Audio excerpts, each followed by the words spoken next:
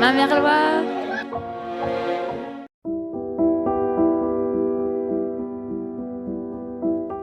Last weekend, I went on an escapade in the 17th century in Paris in the footsteps of Charles Perrault, after reading his biography and his memoirs and working on his fairy tales. I wanted to explore many places connected to his life and childhood, and you will see all that in an upcoming video all dedicated to his life and fairy tales. And as I was wandering in the streets of Paris, I stumbled upon a new friend of mine from the 18th century, Denis Diderot, and it was a fun surprise as I had a book of him in my bag. Denis Diderot is a very important character of the 18th century, of course. He created the Encyclopedia, and he had this beautiful love story with Sophie Volant his entire life, and they died actually the same year. And you see him without a wig because, unlike most of characters of his time, he didn't like wearing wigs, and he was always with his normal head without any wig at all. As I was in a 17th century weekend, I had to stop at the quay booksellers. Those booksellers started to sell their books here in the early 17th century, at the beginning on bridges, then on the quays. I was surprised this time they had all of them a very good selection of antique books from past centuries. And I picked up a 17th century book because it was a bit the theme of this weekend, by Bussy-Rabutin, the cousin of La Marquise de Sévigné, and he wrote this famous book, L'Histoire amoureuse des Gaules, which is a sort of book about all the love stories and affairs at the court of Versailles of Louis XIV. The following day, my Parisian friend surprised me in driving us to le Château de Breteuil, located 35 kilometers in the southwest of Paris in la Vallée de Chevreuse. And this castle is dedicated to Charles Perrault's fairy tales, though Charles Perrault never came to this castle, but he was a colleague of the owner of the castle in the 17th century, le Marquis de Breteuil.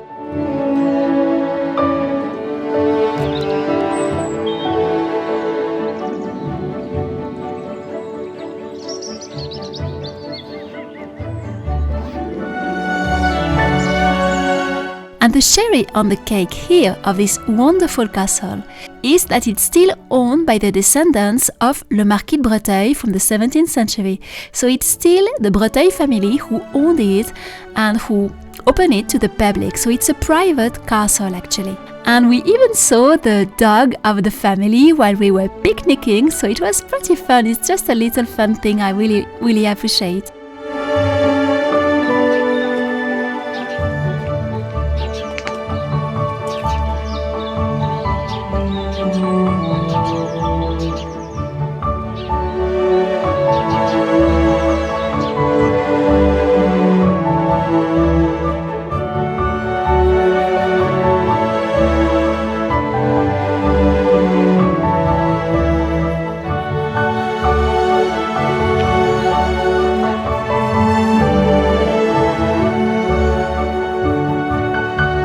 You can see some characters made by le Musée Grévin, and here it is Marie-Antoinette, le Cardinal de Rohan, the King and le Marquis de Breteuil, who all played a part in the famous episode of the stolen necklace, with this very famous necklace, which was the most expensive necklace of all time.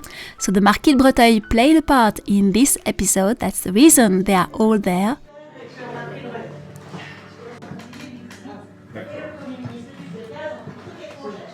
There are a lot of automatons and marionettes who were created by a couple of artists, Janie and Armand Langlois.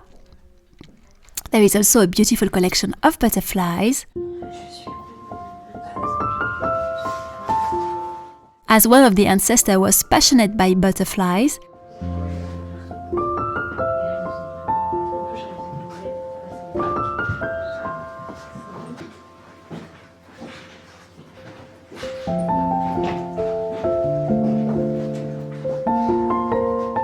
will also meet Marcel Proust, as he was also inspired by one of the family members of the Breteuil family, Henri de Breteuil, for his character Animal de Bréauté. In his novel, I have to say I don't remember who this character is, or if I even read La Recherche du Temps Perdu far enough to meet him. I will have to check that now. I'm a little curious to see who this character was in his big novel, in his famous novel.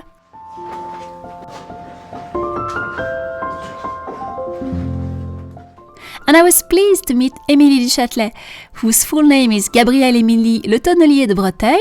She was the mistress, or the partner if you prefer, of Voltaire for many years, and she was a mathematician and a scientist, a very, very important woman of the 18th century.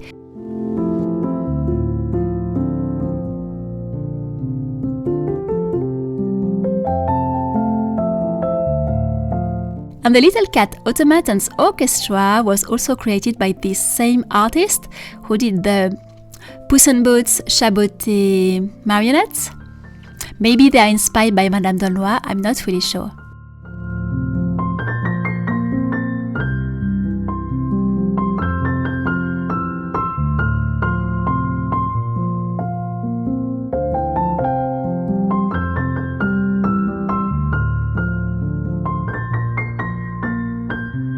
L'époque n'était pas du tout fait pour être mangé, on les mettait comme ça en décoration pour faire ce genre de pièces, pour impressionner ses invités. Si vous avez des invités italiens par exemple, là vous avez une sienne. Nous on est du château de Breteuil, on connaît bien Talbot, c'était le château de Talbot.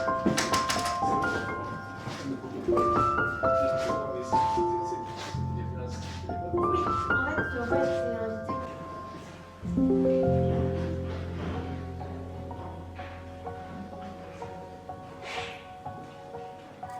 C'est un poisson. C'est vrai que la poignée est magnifique. La porte du cabinet de Barbe Bleue. So here are a few glimpses of the castle. I didn't film everything, so if you go, you will still have a lot of surprises.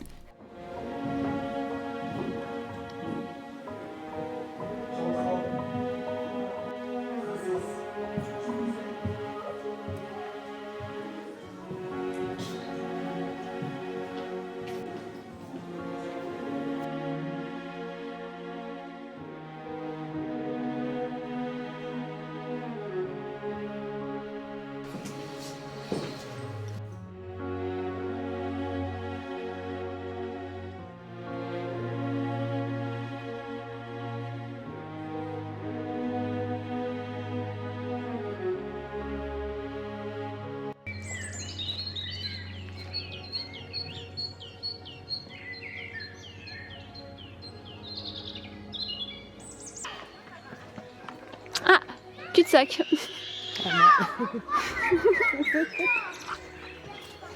J'espère comment ça s'appelle là.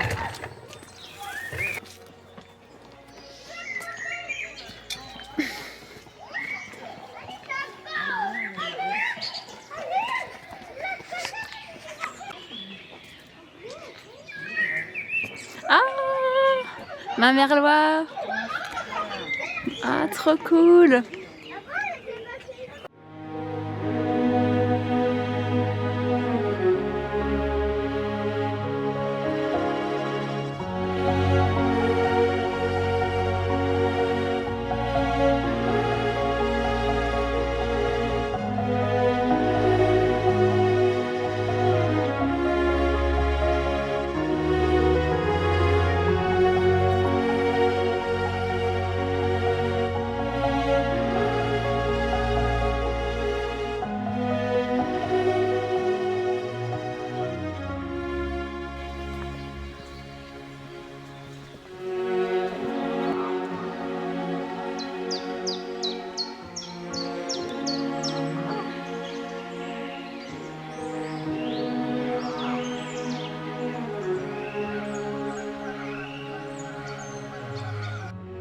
The visitor can also see some displays of all the fairy tales by Charles Perrault in the stables, and they are very big scenes.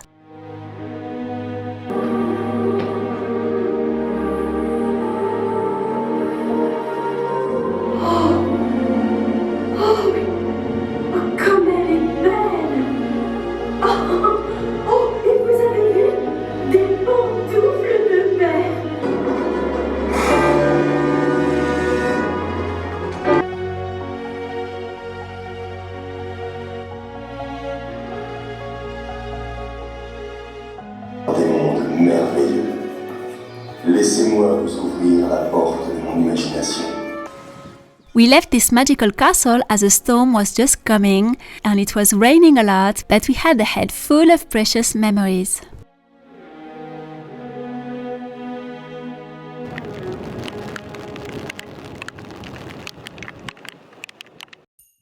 After this weekend filled with beauty, discovery, love and cakes and joyful moments with my Parisian friend, the books about Charles Perrault and his memoirs have been put away on a shelf.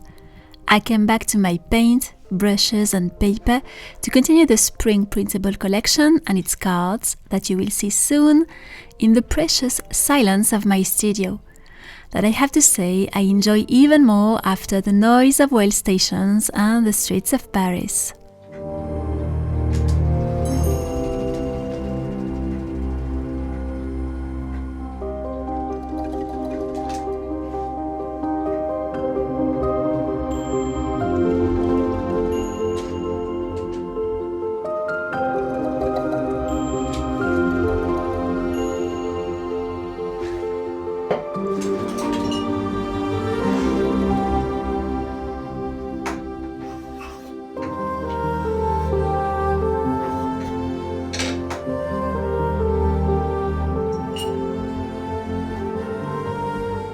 I hope you have enjoyed this little escapade at le Château de Breteuil. So all the things I filmed in Paris, you will see them about Charles Perrault in an upcoming video, which is all about his life and his fairy tales, which include Cinderella or the Glass Slipper, Cendrillon ou la Pantoufle de Verre, Sleeping Beauty, La Belle au Bois dormant, Le Chat Botté, Puss in Boots, and a few others, which were really for the first time published and written by Charles Perrault, much before the Grimm brothers in the 19th century. So we will go back in all that and seeing the differences and what makes them so special.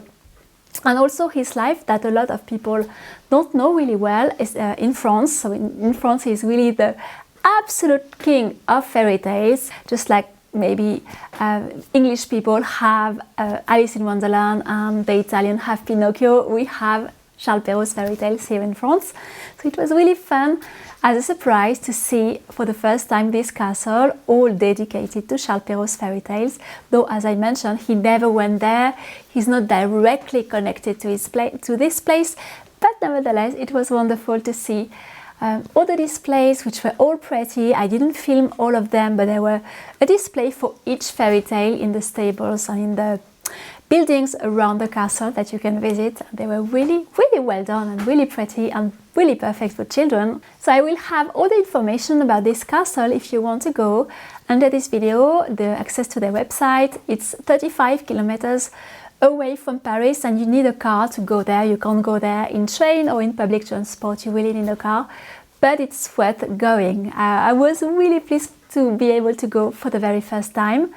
I had some question about it, but no, I don't have my artwork in this castle. I just discovered it actually, so no, they don't do exhibitions or anything like that. They just have the castle as it is, and they invited these two artists to create these marionette and automatons in different rooms of the castle, and they have the big display, which are really, really big, of the fairy tales in the stables. So all the informations will be just under this video, and I really highly recommend for you to go there if you have the possibility to come to Paris and to come to France, because it's really worth seeing. I'm finishing right now the spring stationery collection, the printable stationery collection, which will include 2 cards as for the first one, and is inspired by old fairy tales, Charles Perrault and Madame d'Aulnoy mainly, which are fairy tales which take place during the spring season. But it's going to be ready by the beginning of April, so I will come back to you to update you on that. And just to tell you also that the 18th century shoe house is open for a few more days till March 31st. So if you are interested to create a little shoe house inspired by the 18th century to decorate your home, to play with, all in paper, you can visit my workshop's website, learnthemagicofpaper.com, and join till March 31st. And of course, once enrolled, you keep access to the content. Thank you very much for spending this time with me today. I will come back very soon and let you know when the spring stationery collection is available, inspired by old fairy tales, which will also include 2 real printed cards that you will receive in your mailbox. But for now, I will leave you here. You can subscribe if you don't want to miss all the nice videos coming. And you can give a thumbs up if you appreciated what you saw. Thank you, I will see you soon!